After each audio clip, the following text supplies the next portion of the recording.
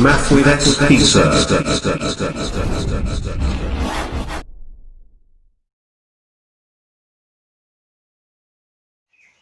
नमस्कार विद्यार्थियों। तो आज हम देखेंगे प्रश्न वाला 15 जो कि क्या आपके ग्राफ है की प्रोग्रामन समस्या का हल है, जिसमें आपके एक तो 9 नंबर क्वेश्चन आता है 1 नंबर का और एक आता है 25 नंबर क्वेश्चन जो कि 3 नंबर का। जो 1 नंबर का आता है उसमें तो हमें क्या सिर्फ छाया की क्षेत्र ही बताना पड़ता है कि छाया की क्षेत्र किस ओर होगा, यानी मूल बिंदु की ओर होगा या मूल बिंदु से परे, वो हमें उसमें बताना होता है। और 25 नंबर सवाल है जो 3 नंबर का आता है, उसमें हमें ग्राफ भी बताना पड़ेगा। उसमें हमें एक समस्या पूछी जाएगी, या तो देखो अधिकतम बोलेगा या फिर न्यूनतम बोलेगा, यानी उसका हल है वो अधिकतम है या न्यूनतम है। वो हमें इसको हम क्या बोलते हैं, यहाँ पे इसको हम बोलते हैं उद्देश्य फलन। उद्देश्य फलन यानी या तो ये देगा अधिकतम या देगा न्यूनतम, ठीक है। और ये विरोध का मतलब होता है यहाँ पे कि समस्या क्या है, यानी ये समीकरण रूप में दी हुई होती है, इनसे हमें ग्राफ बना के इस समस्या का हल प्राप्त करना होता है। तो अब हम इस क्वेश्चन को देखेंगे, ठीक है। तो अब हम देखते हैं कि शुरू में प्रथम नंबर जो ए समीकरण क्या है 3x प्लस 5y बराबर, इसको हम लिख देते हैं 15, ठीक है। क्या समीकरण के रूप में, समीकरण के रूप में, ठीक है ना, लिख दिया। फिर अब क्या करना आगे कि एक बार तो हमें क्या करना, देखो x और y सारणी बना लेते हैं यहाँ पे, ठीक है। कि एक बार तो हमें x का मान 0 रखना है, एक बार में y का मान 0 रखना है। x का 0 रखा तो यहाँ 0, तो 5y बराबर 15, मतलब y बराबर 15 बटे 5 कितने आ जाएंगे 3। अब y का 0 रखा तो 3x बराबर 15, मतलब ये आ जाएगा 5, ठीक है ना। तो अतः बिंदु A है वो तो हमारे पास कितना है 0 3, और B हमारे पास कितना है 5 और 0 है, ठीक है।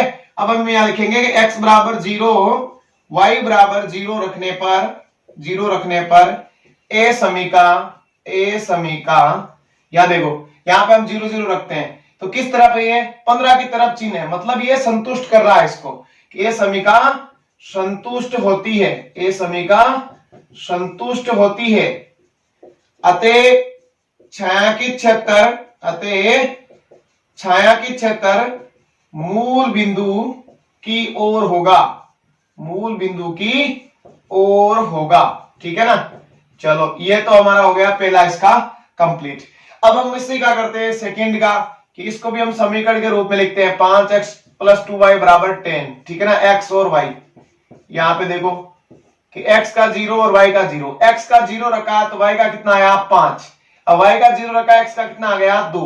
तो अतः बिंदु C कितना हमारे पास आ गया, बिंदु C आ गया 0 5, और D क्या आ गया 2 0 है, ठीक है ना। हमें बिंदु अलग अलग है, यहाँ ए बी मिल गया, वहां से सी डी मिल गया, और समीकरण हो तो ई एफ लिखेंगे आगे, ठीक है ना। तो ये जरूर लिखने हैं आपको। फिर आगे इसमें भी x बराबर 0 y बराबर 0 रखने पर, देखो रखने पर क्या होता है, ये भी देखो ये भी संतुष्ट कर रहा है कि 10 को बड़ा बता रहा है, मतलब ये सत्य बोल रहा है। करने पर ए समीका संतुष्ट होती है, ए समीका संतुष्ट होती है। अतः छाया की क्षेत्र मूल बिंदु की ओर होगा, मूल बिंदु की ओर होगा, ठीक है। अब दो समीकरण लिख दिए। अब इनका मतलब क्या होता है कि x greater than equal to 0 y greater than equal to 0, अर्थात छाया की क्षेत्र किसमें होगा, प्रथम पाद में होगा। कहने का यह मतलब है कि x का मान 0 और उससे बड़ा किसमें होता है, और y का मान 0 से बड़ा और किसमें है, तो प्रथम पाद में होता है ना। दोनों इस तरफ में कि यहाँ पे इस तरफ तो x greater than equal to 0 होता है, और इस ऊपर की ओर y greater than equal to 0 होता है, मतलब यहाँ प्रथम पाद में दोनों का क्या होगा, छाया की क्षेत्र होगा, ठीक है। अब ये तो हमने कर लिया, ठीक है, पॉइंट निकाल लिए, ये लिख दिया हमने, सारणी निकाल दी। अब हम क्या करेंगे, अब हम इसका बनाएंगे ग्राफ, ठीक है। फिर उसमें देखेंगे कहां पे ये प्रतिच्छेद कर रहा है, फिर मूल बिंदु की तरफ लाएंगे तो कौन सा छाया की क्षेत्र आ रहा है ना, हल क्षेत्र, उसको हम लेके एक सारणी भी बनाएंगे। उसमें हम क्या करेंगे, अधिकतम और न्यूनतम को देखेंगे। ठीक है, तो अब हम देखते हैं इसमें ग्राफ। ठीक है ना, तो हमारे पास देखो ए पॉइंट क्या था, ए पॉइंट हमारे पास था कितना कि 0 और 3, ठीक है, और बी कितना था 5 और 0। तो इसका हम क्या करते हैं, यहाँ पे ग्राफ बनाते हैं। ठीक है ना, 0 3 और 5 0। तो यहाँ पे मान लो 1 है, ठीक है ना, यहाँ पे 2 हो गया, यहाँ पे 3 लिख दो, यहाँ पे 4, यहाँ पे 5। ठीक है ना, तो यहाँ पे 1 2 3 4 और 5, माइनस में हमारे वैसे भी मान है नहीं। ठीक है ना, तो a 0 3, तो 0 और 3 मतलब x का 0 और y का 3 यहाँ पे, क्योंकि x हमेशा y x पर क्या होता है 0 होता है। फिर है 5 और 0, ये रहे यहाँ पे 5 और 0। ठीक है ना, अब हम इनको मिला देते हैं यहां से। ठीक है, अब हमारे अगले पॉइंट क्या है, C तो था कितना 0 5 और D कितना था 2 और 0। ठीक है ना, तो 0 5 ये रहा, ठीक है ना, फिर 2 और 0 ये रहा। अब इनको मिला देते हैं यहां से। अब देखो यहां पे कि यहां पे इसने प्रतिच्छेद किया, तो आपके पास अगर ग्राफ है, ठीक है, और आपको ग्राफ में से पता चल जाता है प्रतिच्छेद बिंदु, जैसे यहाँ पे आ जाए, यहां आ जाए 2.5 पर, यानी 5/2 पर ग्राफ में पता चल जाए तो आप लिख लो। अगर आपको ग्राफ में पता नहीं चलता है तो आपको क्या करना पड़ेगा कि आपको दोनों समीकरणों को एक बार वापस लेना पड़ेगा। ठीक है, और उनको रफ कॉपी में हल करके हम उनका जो प्रतिच्छेद बिंदु है उसको निकाल देंगे। देखो कैसे होगा। ठीक है, समीकरण क्या था, 3x + 5y = 15 और 5x + 2y = 10। इनको हम हल करके क्या करेंगे, इनका प्रतिच्छेद बिंदु निकाल लेंगे। इसको मैं कर दूं 3 से गुणा, और इसको मैं कर दूं 3 से, तो इसको मैं कर दूं किससे गुणा 5 से, और इसको किससे कर दूं 3 से। तो 5 के 15x 25y 75, यहां पे देखो 15x 6y = 30। ठीक है, घटाएंगे तो ये कट गए, यहां पे कितना बचा 19y, और यहां पे कितना बचा देखो 45। तो y बराबर कितना आ गया 45/19। तो ये मान मैं यहां पे रख देता हूं समीकरण नंबर 1 में, मान लो चलो ऊपर रख देते हैं यहां 3x + 5 × 45/19 = 15। तो 3x = 15 माइनस देखो ये हो गए 200 कितने 25/19। तो 3x = 19 × 15, देखो 15 में कितने हो जाएंगे 135 × 15, 58285। ठीक है, तो 285 माइनस 225/19। तो देखो यहाँ पे कितना रहेगा 3x = 60/19। ठीक है, ये कट गया 20, तो x का कितना आ गया 20/19।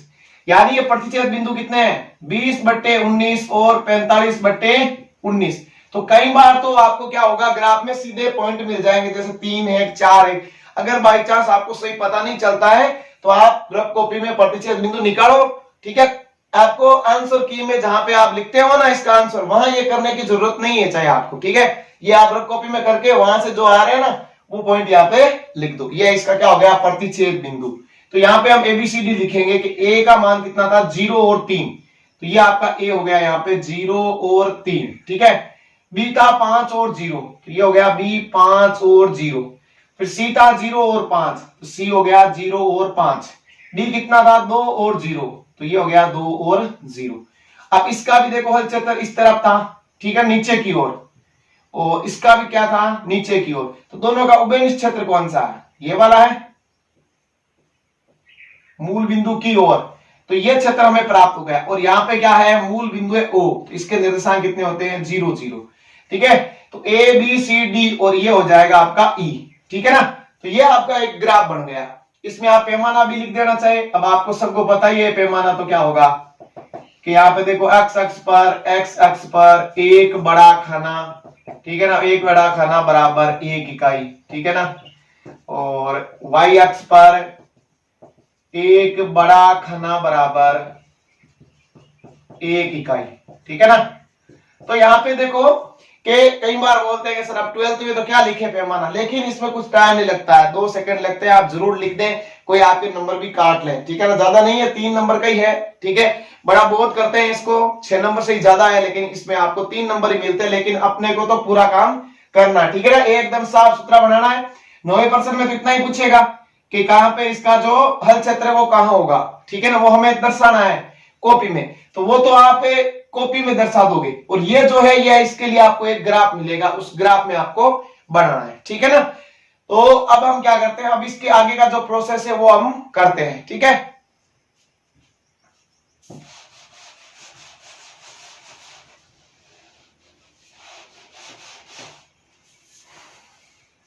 तो यहां पे अब हम आगे लिख देंगे कि जहां पे हमने वो समाप्त किया था ना कि x greater then 0 y greater then 0 अर्थात जो हल क्षेत्र है वो प्रथम पाद में होगा, उसके नीचे ही हमें लिखना है कि दोनों समीकरणों की रेखाएं, दोनों समीकरणों की रेखाएं परस्पर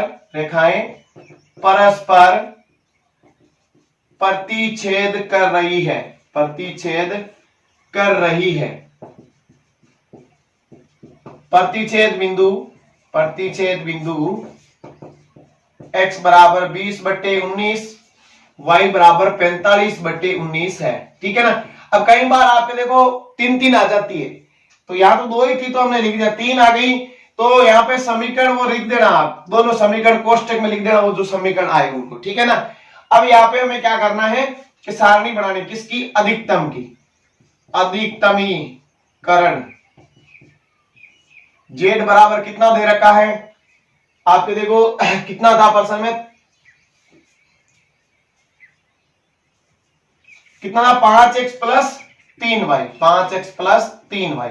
तो यहां पे हम लिख देते हैं कोणीय बिंदु, क्या, कोणीय बिंदु। ये अब क्या होते हैं कोणीय बिंदु, ये जहां पर छायांकित क्षेत्र है उसके कॉर्नर पर कौन कौन से हैं, ये रहा O, D है, E है और A है। कई बार क्या गलती कर ले तो आप सारे के सारे कॉर्नर ले लेते हो कि सारे के सारे बिंदु, ये भी ले लिया, ये भी, लेकिन ये तो छायांकित क्षेत्र के अंतर्गत आता ही नहीं है। यानी कोणीय बिंदु का ये मतलब है जो हल क्षेत्र है, छायांकित क्षेत्र, वहां कौन से बिंदु है, तो एक तो O है, क्या है, 0 0, ठीक है ना। एक आपका D है, क्या, 2 और 0। एक आपका E है, क्या है, 20/19 और 45/19, ठीक है ना। एक आपका है A, क्या है, 0 और 3, ठीक है ना।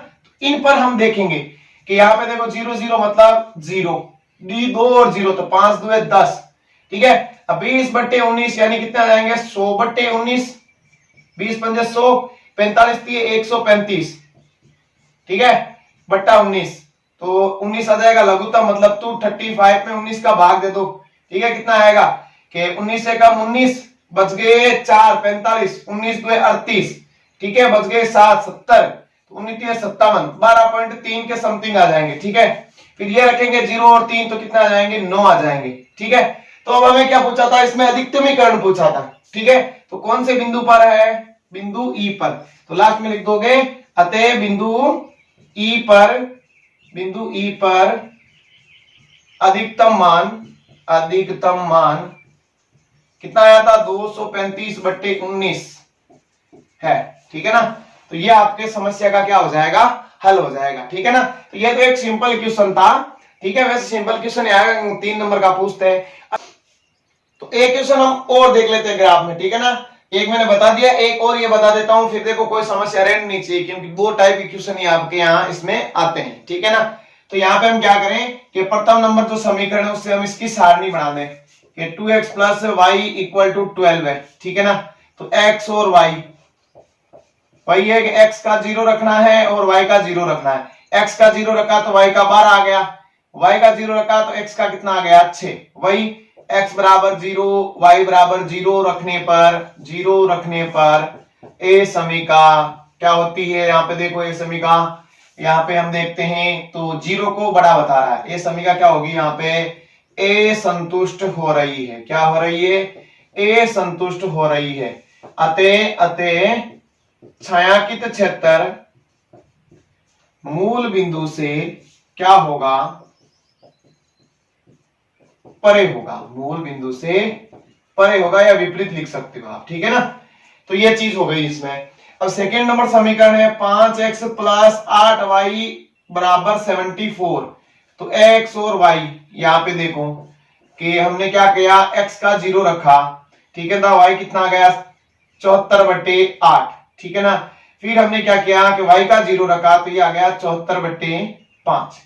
यहां पर भी वही चीज लिखते हैं, x बराबर 0 y बराबर 0 रखने पर। तो यहां देखो 0 को बड़ा बता रहा, मतलब ये भी क्या होगा, ए समीकरण ए संतुष्ट होगी, यानी ये लाइन पूरी वापस लिख देना, ठीक है ना। आपको यहाँ पे लिखनी है, यहाँ पे देखो वो बिंदु लिखना भूल गया मैं, याद है, अतः बिंदु ए तो हमें प्राप्त हो गया 0 12 और बी हमें कितना प्राप्त हो गया 6 0।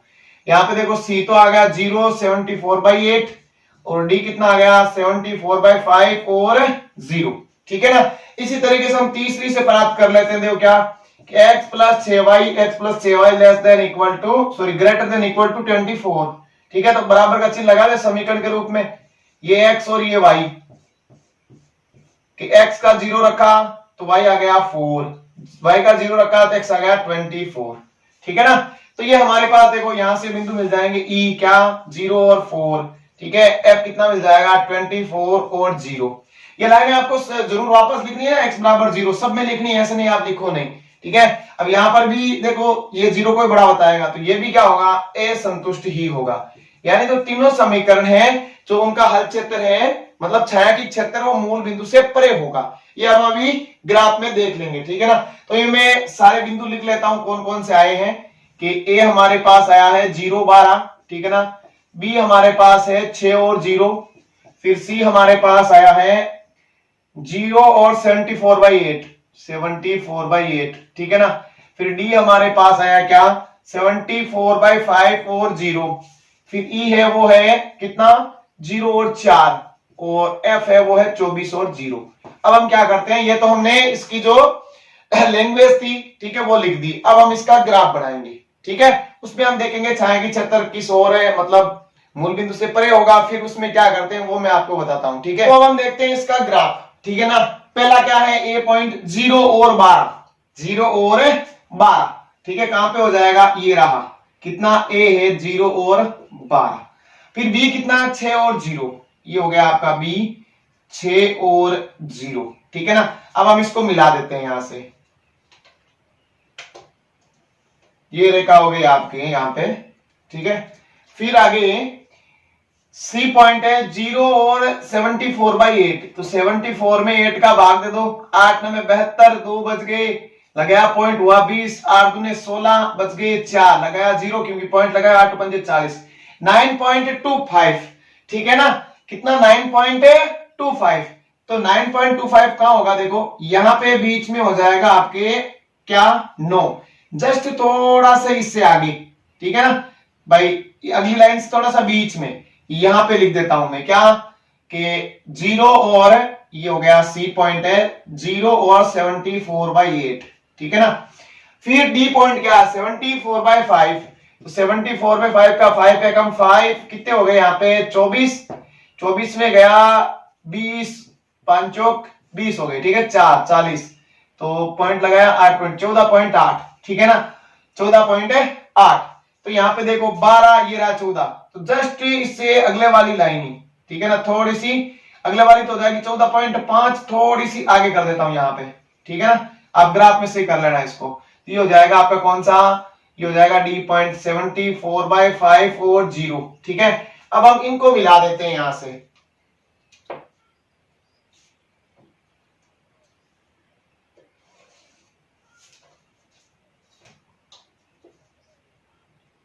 थोड़ा सा देखो यहाँ पे मेरी लाइन थोड़ी स्टेडी गई है, ठीक है ना, क्योंकि ग्राफ मेरे पास नहीं है, तो ये थोड़ी सी आप समझ लेना यहां से, ठीक है ना। फिर आगे देखो तीसरी क्या 0 और 4, तो 0 और 4 ये रहा, ठीक है। फिर है 24 और 0, ये रहा, ठीक है ना। तो ये इस टाइप से चली जाएगी यहां से लेकर ये इस तरफ से, ठीक है ना। ये कितनी हो जाएगी एफ हो जाएगी 24 और 0, और यहाँ पे ई क्या है 0 और 4। तो सारे क्या थे मूल बिंदु से परे, यानी ये इनके जो ऊपर छाया की दिए इस तरह से जाएंगे ऊपर, ठीक है, इसका भी इस तरफ, सब क्या है ऊपर छाया की क्षेत्र, ये यहां आएगा इनका, ठीक है ना, ये यहां पे। तो इसको हम क्या बोलते हैं, ये है कि हल क्षेत्र ए परिबद्ध है। क्या है, हल क्षेत्र ए परिबद्ध है। और जो इससे पहले वाले क्वेश्चन में क्या था, वो हल क्षेत्र क्या था, परिबद्ध था। तो जब ए परिबद्ध होता है तो हम क्या करते हैं, हमें दो स्थिति लगानी पड़ती है, ठीक है ना। तो उन स्थिति से हम उनसे पहले हमें क्या करना पड़ेगा, उनसे पहले हमें इसके अधिकतम और न्यूनतमीकरण की सारणी बनानी पड़ेगी। उसके लिए हमें कॉर्नर पॉइंट चाहिए। तो ये रहा एक कॉर्नर पॉइंट, एक आपके ये आएगा, एक आपके ये आएगा कॉर्नर पॉइंट, ठीक है ना, और एक आपके ये आया हुआ है। तो यहां देखो मेरे पास ग्राफ नहीं है, तो मुझे पॉइंटों का पता नहीं चल रहा है, तो मैं समीकरण की सहायता से इस पॉइंट को निकाल के यहां लिखूंगा, ठीक है ना। तो अब हम इसकी सारणी वगैरह बनाएंगे कॉर्नर बिंदु से, ठीक है। उसके बाद मैं आपको बताता हूं इसमें क्या करना है, एक नई चीज है बस, और कुछ ज्यादा ग्राफ में है नहीं। देखो यहाँ पे देखो, ये तो 2 और 8 है, ठीक है, 2 और 8 प्रतिच्छेद है। और यहाँ पे 126/11 और 23/11 ये मैंने सीधे लिख दिए हैं, ठीक है। अगर आपके ग्राफ में ये तो सही मिल जाएगा आपको, ये नहीं मिलेगा तो आप देखो यहाँ पे ये किस समीकरण की है और ये किस समीकरण की है। तो इसके लिए आप क्या करो कि इन पे सभी समीकरणों के जो समीकरण आए हुए ना वो लिख दो, ठीक है ना। देखो ये आपके किस समीकरण की है, x + 6y = 24, x + 6y = 24। ये किसकी है, जो आपकी कौन सी थी, ये 14.8 वाली ये थी आपके 5x + 8y = 74 की, ठीक है। और ये कौन सी थी आपके 2x + y बराबर कितना था, 12 था, ठीक है ना, 2x + y = 12। तो ये समीकरण देखो पीछे वाले में भी अगर नहीं लिखा है मैंने तो आप जरूर लिखना, ठीक है ना। तो समीकरणों से हमें पता चल जाएगा कि कौन से समीकरण का यहाँ प्रतिच्छेद बिंदु आएगा, इसका और इसका, दोनों को हल करके x y के मान निकाल लो, और ये तो आपको ग्राफ पे पता चल जाएगा, ठीक है ना। तो अब हम क्या करते हैं, हमारे पास कॉर्नर बिंदु देखो a है, g है, h है और f है। ये बाकी के नहीं है क्योंकि इससे ऊपर हल क्षेत्र है ना। तो देखो a कितना है, 0 और 12 है। b कितना है यहाँ पे, सॉरी b क्या है यहाँ पे, आगे g कितना है यहाँ पे, 2 और 8, ठीक है। h कितना है, 126/11 और 23/11 और f कितना है यहाँ पे, 24 और 0। तो इससे हम निकालते हैं न्यूनतमीकरण, पूछा इस क्वेश्चन में। तो 0 और 12 कितने हो जाएंगे, 12, 2 + 8 कितने हो जाएंगे, 10। 126/11 और 123/11 देखो 129 हो जाएंगे, सॉरी 140, देखो ये कितने 126 और 23 149, 11 का भाग देंगे तो 11 कम 11 और 11 33, 11 के 11 3 39, 11 33, 11 5 55 यानी समथिंग 13.5, ठीक है ना। 24 और 0 में 24, यानी न्यूनतमीकरण कहां पे है, 2 और 8, 2 और 8 पर है। तो यहां हम एक लाइन लिखेंगे कि सुसंगत हल क्षेत्र ए परिबद्ध है, ए परिबद्ध है, ठीक है ना। तो अब यहां पे ए परिबद्ध है मतलब यहां पे हम विवर्त अंतराल क्या बोलेंगे, विवर्त अर्धतल, विवर्त अर्धतल, जहां पे देखो कि अगर न्यूनतम पूछा हुआ है, न्यूनतम तो ax + by m, ठीक है ना।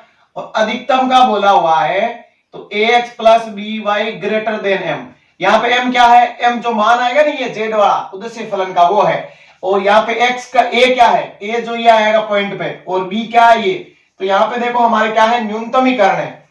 तो विवर्त अर्धतल कौन सा समीकरण बनेगा, न्यूनतमीकरण है ना। तो यहाँ पे बनेगा 2x + 8y, 2x + 8y कितना m खींचने पर। तो यहाँ पे ये अर्धतल हम खींचेंगे, तो इसकी हम सारणी बना लेते हैं, रफ कॉपी में बना लेंगे, ठीक है। और आप बनाना चाहो तो इसमें भी बना सकते हो कि यहाँ पे m की जगह देखो कितना है, 10 है। तो यहाँ पे मैं इसकी सारणी बनाता हूं, ठीक है, कि 2x + 8y = 10, ठीक है ना। तो यहाँ पे x और y, यहाँ पे हम ग्राफ बनाते हैं, ठीक है ना, सॉरी इसकी सारणी, यहां पे हम इसकी सारणी बनाते हैं कि हमने x का 0 रखा तो y का कितना आया, 10/8, ठीक है ना। और मैंने अगर यहाँ पे y का 0 रखा तो x का कितना आया, 5 आया, ठीक है ना। तो ये पॉइंट कहां से गुजरेंगे वो देखते हैं हम यहां से, ठीक है ना, कि x का 5 और इसका 0, x का 5 यहाँ पे आएगा, ठीक है ना, x का 5 यहाँ पे आएगा। तो 10/8 का मतलब क्या हुआ, यहाँ पे 10/8 का मतलब 10 में आप 8 का भाग देके देखो, 8 एकम 8 बच गए, 2 पॉइंट उतारा, 0 8 19 1.25। तो 1.25 कहां पे आएंगे, समथिंग यहां पे आएंगे, ठीक है ना। तो यहां से ये इस तरीके से गुजरेगी रेखा, किसकी, ये इसकी गुजरेगी 2x प्लस 8y बराबर 10 वालेगी, ठीक है ना। तो यहाँ पे देखो इसका है कि ये संतुष्ट करता है या संतुष्ट, 0 और 0 रखेंगे, संतुष्टि तो करता है, तो मूल बिंदु की तरफ होगा, क्या होगा, मूल बिंदु की तरफ। एक बार वापस बताता हूं मैं आपको कि सुसंगत हल क्षेत्र ए परिबद्ध था, तो विविध अर्थतल जिसमें न्यूनतम में तो x plus b y less than m होता है और अधिकतम में x plus b y greater than m, ये आपको चीज याद रखनी है, ठीक है ना। अधिकतम में ग्रेटर देन है, न्यूनतम में लेस देन है। तो किस पॉइंट पे है, तो 2 और 8 पे न्यूनतम था, तो इससे एक हमारे समीकरण बन गया, उसका हमने ग्राफ खींच लिया, ठीक है ना, ये वाला, ये सारणी बढ़ाई। तो यहां मैं लिखूंगा खींचने पर सुसंगत हल क्षेत्र के साथ, सुसंगत हल क्षेत्र के साथ कोई उभयनिष्ठ बिंदु नहीं रखता है, ठीक है ना। तो समस्या का हल, x बराबर 2 y बराबर 8 पर 10 होगा, 10 होगा समस्या का, यहां पर इष्टतम हल लिख सकते हो, इष्टतम हल, ठीक है ना। x बराबर 2 और y बराबर 8 पर 10 होगा, ठीक है ना। तो ये इस तरीके से, और अगर बाय चांस कि इसमें और इन रेखाओं में उभयनिष्ठ, मतलब ये यहां पे मान लो यहां पे रेखा आती है, ये इस तरीके से जाती और ऊपर की ओर जाता है इसका, यानी ये संतुष्ट करती, तो इसके और इसके साथ देखो उभयनिष्ठ बिंदु आ जाता है यहाँ पे, तो यहाँ पे हम लिखते हैं कोई हल है नहीं है, ठीक है ना। तो ये इस प्रकार के आपके 2 क्वेश्चन है, जिसमें एक विविध अर्थतल खींचते हैं, एक आपका सिंपल क्वेश्चन आता है, ठीक है ना। तो आप ये आराम से ग्राफ कर सकते हो, ज्यादा इसमें कोई समस्या नहीं है। याद रखने चीज लाइक चीज यही है, और थोड़ी बहुत लैंग्वेज लिखनी है, उसमें थोड़ा सा ध्यान रखना है, ठीक है ना। तो मैंने 2 क्वेश्चन ही बताए हैं, ठीक है ना, और आराम से आप ग्राफ को कर सकते हो, 9th क्लास से 8th क्लास से करते आए हो, ठीक है ना। तो ग्राफ की कोई समस्या नहीं है, लैंग्वेज है वो सेम ही है सब में। नई चीज एक सिर्फ यह है विविध अर्थतल खींचना है, उसके लिए ये दोनों आपको याद रखने हैं। ग्राफ खींचा, सारणी बढ़ाई, न्यूनतम किस पे पूछा हुआ है, तो न्यूनतम का समीकरण बनाओ विविध अर्थतल में, अधिकतम है तो अधिकतम का बनाओ, फिर उसकी सारणी बना के रेखा खींचो। तो वो रेखा और पीछे जो आपका सुसंगत हल क्षेत्र है उसमें कोई उभयनिष्ठ बिंदु है तो उसका कोई हल नहीं है, और उभयनिष्ठ बिंदु नहीं है तो मतलब उसका हल है, जिस पॉइंट पर निकाला था वही पॉइंट हमें वापस लिखना है, ठीक है ना। तो ये आपके 15 नंबर मैंने बताइए, 2 क्वेश्चन लिए हैं, ठीक है। एक 3 नंबर का आता है, 1 नंबर का आता है, 4 नंबर आराम से ला सकते हो आप, ठीक है। तो ये आप एक बार जरूर थोड़ी सी लैंग्वेज वगैरह देख लेना, कोई मिलाने की जरूरत नहीं है। अब देखो समस्या क्या आती है कि 15.2 में भी आप पूछते हो कि क्या सर उसमें से भी क्वेश्चन आ सकता है, तो अभी तक तो हाल फिलहाल में कभी भी आया नहीं है, और आ भी जाए तो एक बार क्या करो कि किताब से बाहर कोई क्वेश्चन आता नहीं है, करवाए हुए हैं आपको सारे, तो उनमें से आप उनके तरीके देख लो कि कैसे समीकरण बनता है। वैसे 95% ले लो आप, 95% तो वो क्वेश्चन नहीं आएगा, ठीक है। बाई चांस कभी बढ़ जाता, क्योंकि बड़े बड़े क्वेश्चन है, इतना पेपर में नहीं देते हैं, ठीक है ना। तो आप वो टेंशन छोड़ दें और आराम से ग्राफ की टेंशन छोड़े आप, ठीक है ना। एक बार जरूर इसकी लैंग्वेज जरूर देख लें और ये चीज जरूर देखें, ठीक है ना।